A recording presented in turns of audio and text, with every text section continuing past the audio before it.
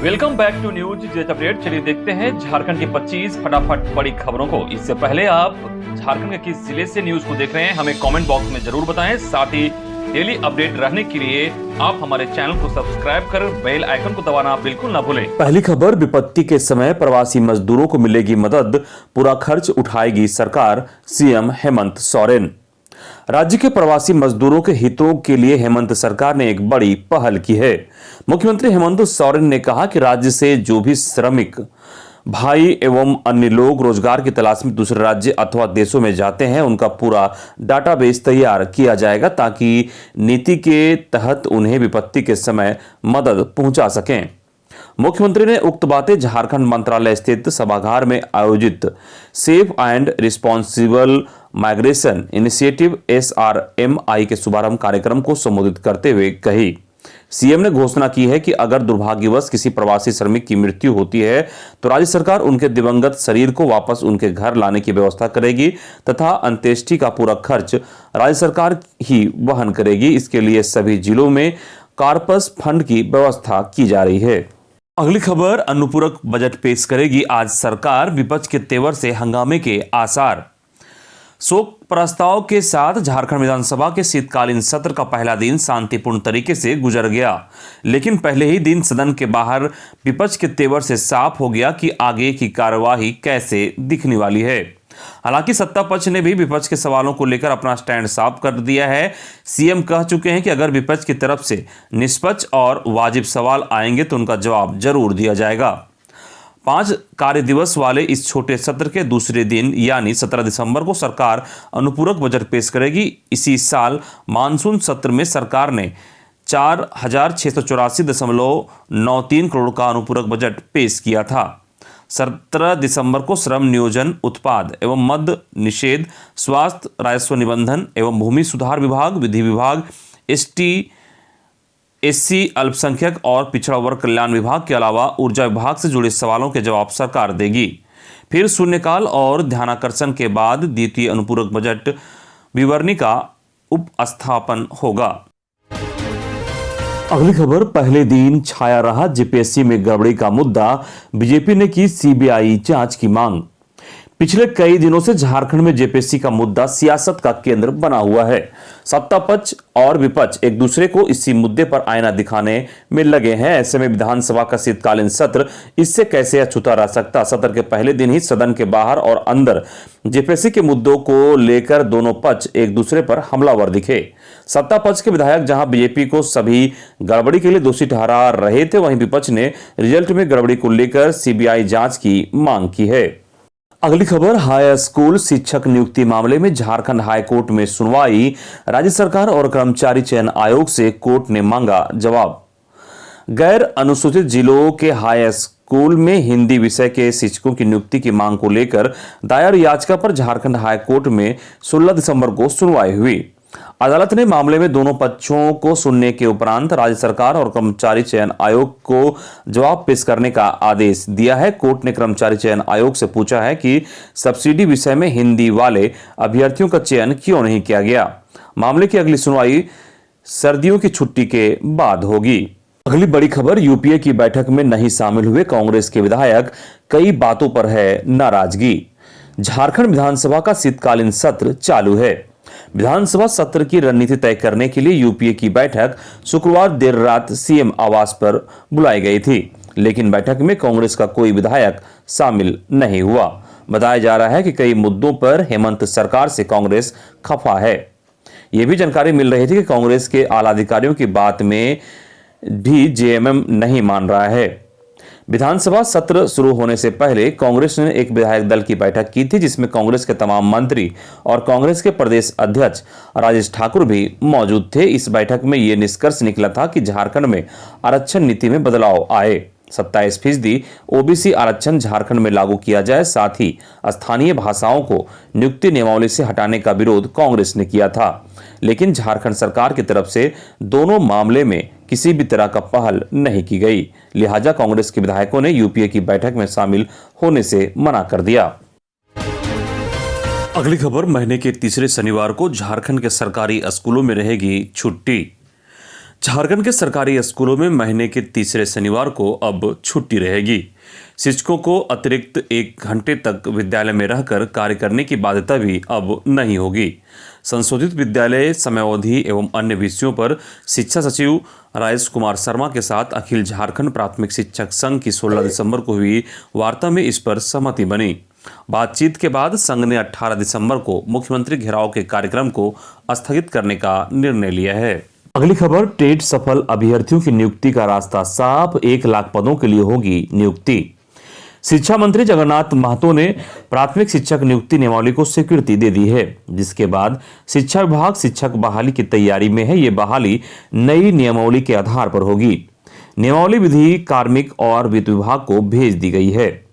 नियुक्ति नियमावली को स्वीकृति मिलने के बाद राज्य में शिक्षक पात्रता परीक्षा टेट में सफल लगभग 1 लाख अभ्यर्थियों की नियुक्ति का रास्ता साफ हो गया है। बता दें कि राज्य में इससे पहले प्राथमिक व मध्य विद्यालयों में नियुक्ति वर्ष 2015-16 में हुई थी। इसके बाद शिक्षक नियुक्ति नियमावली में संशोधन की बात की गई थी, जो अब जाकर हुई। मालूम हो कि राज्य के प्राथमिक व मध्य विद्यालयों में शिक्षकों के लिए 26,000 पद खाली हैं। इसके अलावा 71,000 नए पदों के सृजन का भी निर्णय लिया गया। अगली खबर, आदिवासी सेंगल अभियान 22 को मनाएगा हासा भाषा विजय दिवस सालखन। पूर्व सांसद सह आदिवासी सेंगल अभियान के राष्ट्रीय अध्यक्ष सालखन मुर्मू ने कहा कि 22 दिसंबर का दिन आदिवासियों के लिए एक स्वर्णिम ऐतिहासिक दिन है।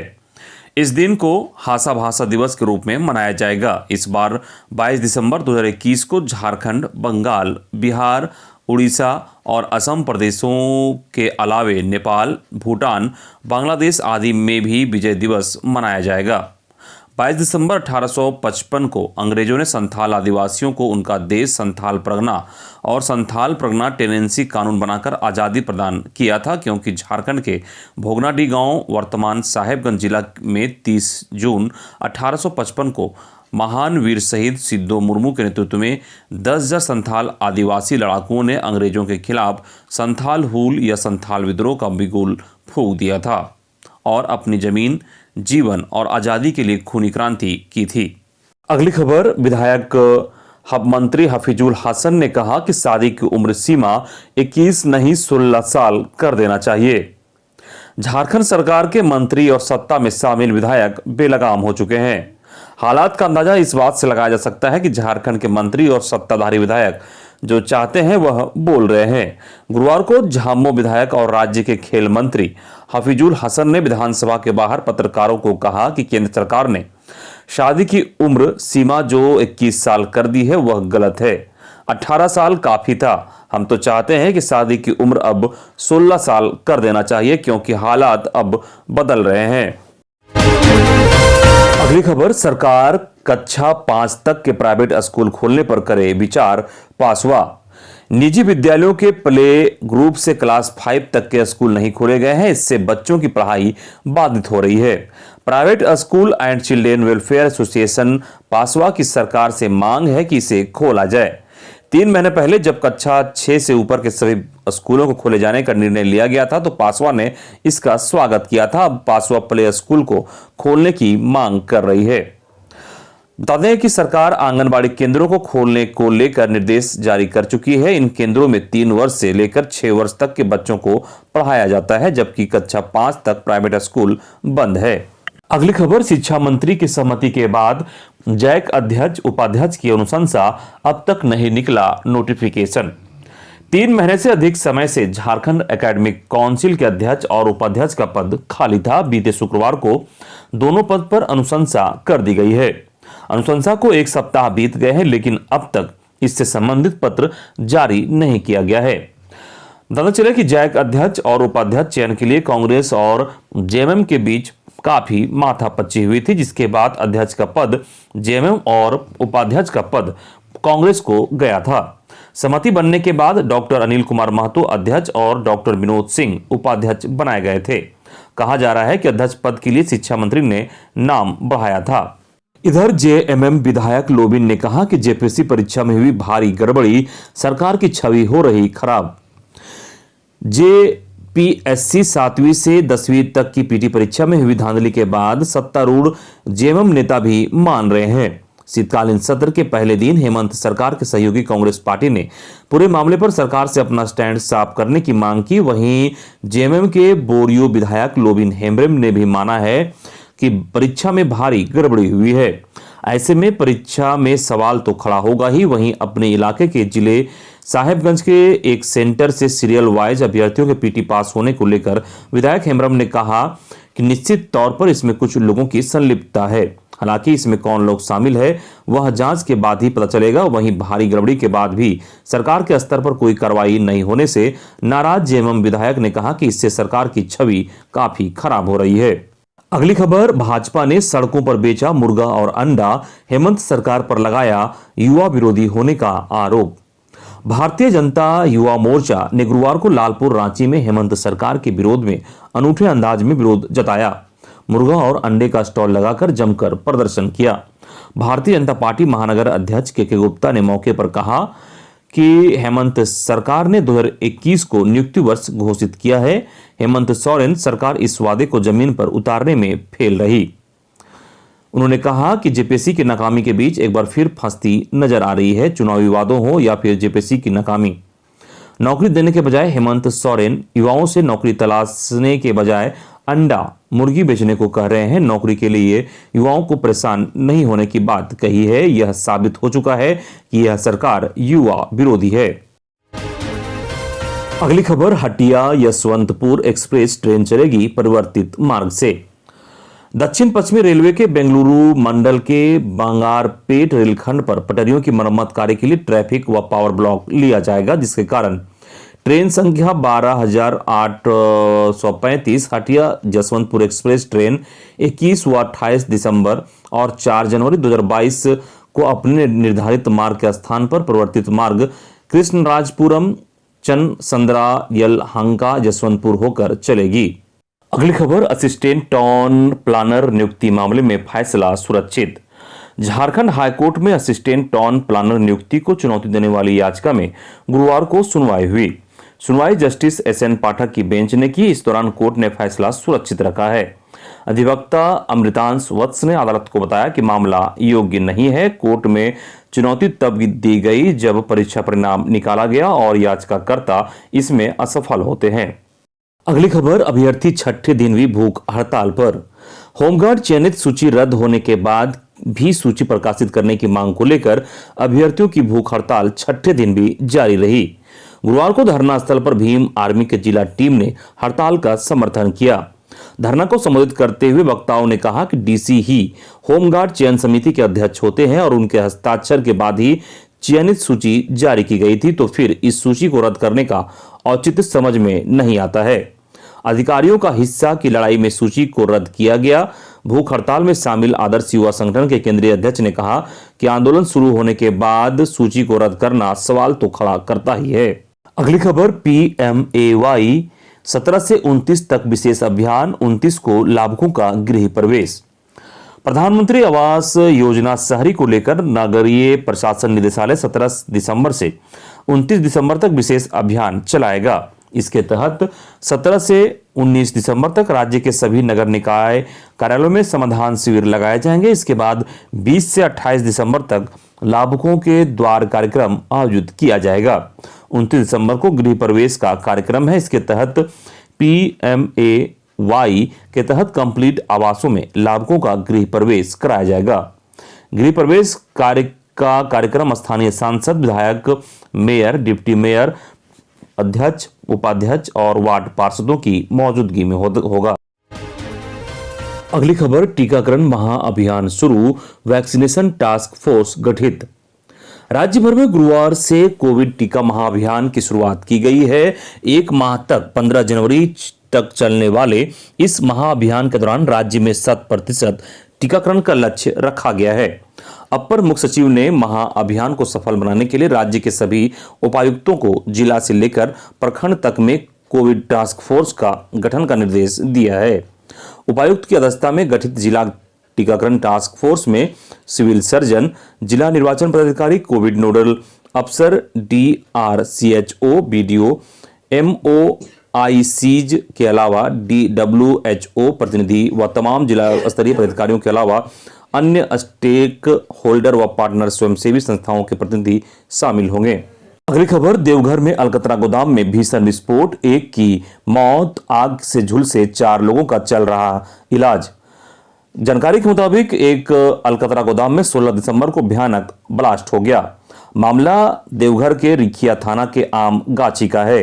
देवघर एसपी ने बताया कि निजी अलकतरा गोदाम में वेल्डिंग के दौरान घटना हुई, जिसमें 5 लोग गंभीर रूप से घायल हो गए, वहीं एक व्यक्ति की मौत हो गई। अगली खबर, चतरा दौरे पर सीआरपीएफ आईजी राजीव सिंह, नक्सलियों के खिलाफ अभियान तेज करने का दिया निर्देश। गुरुवार को सीआरपीएफ आईजी राजीव सिंह एक दिवसीय दौरे पर चतरा पहुंचे। इस दौरान जिला पुलिस के वरीय अधिकारियों, सीआरपीएफ 190 बटालियन के कमांडेंट और अधिकारियों के साथ बैठक की। बैठक में आईजी ने कहा कि झारखंड पुलिस और सीआरपीएफ समन्वय स्थापित कर नक्सलियों के खिलाफ अभियान तेज करें। इधर नेशनल शूटर कोनिका लायक की संदिग्ध मौत पर बाबूलाल मरांडी ने सरकार से की उच्च स्तरीय जांच की मांग। अगली खबर, रांची मांडर में एक नाबालिग बच्ची के साथ घटित सामूहिक दुष्कर्म की घटना को लड़कर भाजपा महिला मोर्चा का एक प्रतिनिधिमंडल पीड़िता के परिजनों से गुरुवार को मिला, जहां गांव वालों से भी बातचीत कर घटना की जानकारी ली गई। सरकार से सभी दोषियों को अविलंब गिरफ्तार कर कड़ी कार्रवाई करने की मांग की। मौके पर भाजपा प्रदेश उपाध्यक्ष गंगोत्री कुजूर ने दुष्कर्म की घटना की निंदा करते हुए कहा कि हेमंत राज में दुष्कर्मियों के हौसले बुलंद हैं। अगली खबर, हजारीबाग में पेयजल विभाग के 3 आरोपियों पर हुई एफआईआर। हजारीबाग के पेयजल विभाग में हुई घोटाले की खबर लगातार मीडिया उठाता रहा था। इसी का असर हुआ कि आखिर में विभाग की नींद खुली। विभाग ने गुरुवार को हजारीबाग के सदर थाने में 3 आरोपियों पर एफआईआर कर दिया। जानकारी के मुताबिक सदर थाना के कांड संख्या 478/21 में मामला दर्ज कर लिया गया है। इसमें तत्कालीन कार्यपालक अभियंता मार्कंडे कुमार राकेश, लेखाकार उमेश कुमार और कंप्यूटर ऑपरेटर राजेश कुमार को नामजद किया गया है। इन पर धोखाधड़ी, सरकारी राशि के गबन, दस्तावेजों में विचलन, दस्तावेज से छेड़छाड़, जाली कागजात के निर्माण और सरकारी राशि के दुरुपयोग समेत कई आरोप लगे हैं। इधर रामगढ़ में अनियमित विद्युत आपूर्ति और राजधानी एक्सप्रेस सहित अन्य ट्रेनों के रूट बदले जाने के विरोध में Ramgarh chamber of commerce and industries का रामगढ़ बंद का असर यहां देखने को मिल रहा। रामगढ़ चैम्बर के सदस्यों ने भुरकुंडा, गिद्दी, कुज्जू, बरकाकाना सहित अन्य क्षेत्रों में सड़कों पर उतरकर विरोध जताया। व्यवसायी और आम लोगों ने बंद का समर्थन किया। वहीं कोडरमा में मजदूर की मौत को लेकर धरने पर मजदूर मुआवजे की मांग। जानकारी के मुताबिक जयनगर थाना प्रभारी ने बीती रात जबरन 100 को उठाकर मृतक के घर पतरातू भेज दिया, लेकिन इस धरने का कोई समाधान नहीं हो पाया। मजदूर गुरुवार को भी मांग को लेकर धरने पर बैठे रहे।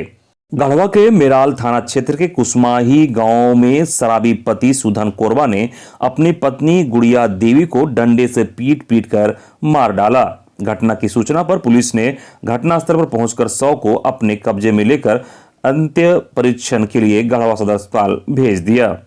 अगली खबर, जामताड़ा में कुआंनुमा अवैध कोयला खदानों की डोजरिंग शुरू। जानकारी के मुताबिक जामताड़ा नाला थाना क्षेत्र के कास्ता पंचायत अंतर्गत कास्ता सहित अन्य जगहों पर स्थित अवैध कुआंनुमा खदानों की गुरुवार को डोजरिंग कराई गई। वन विभाग के रेंजर रामचंद्र पासवान व नाला थाना के एएसआई प्रभु भूषण कुमार सहित ईसीएल के सुरक्षा पदाधिकारी शशिराज की उपस्थिति में कुल 16 कुआंनुमा खदानों की डोजरिंग की गई। अगली खबर देवघर से है, जहां देवघर पुलिस ने 8 शातिर साइबर अपराधियों को गिरफ्तार किया है। इनके पास से 8 मोबाइल, 11 सिम और 1 एटीएम कार्ड भी बरामद हुआ है। देवघर डीएसपी मंगल सिंह जमुदा ने बताया कि सभी साइबर अपराधी की गिरफ्तारी जिले के विभिन्न क्षेत्रों से की गई। यह सभी पुराने अंदाज में ही साइबर अपराध की घटना को अंजाम देते थे, मसलन यूपीआई, ई वॉलेट और फर्जी बैंक अधिकारी बनकर ठगी करते थे। अगली खबर, साहेबगंज में गंगा नदी उत्सव आज से।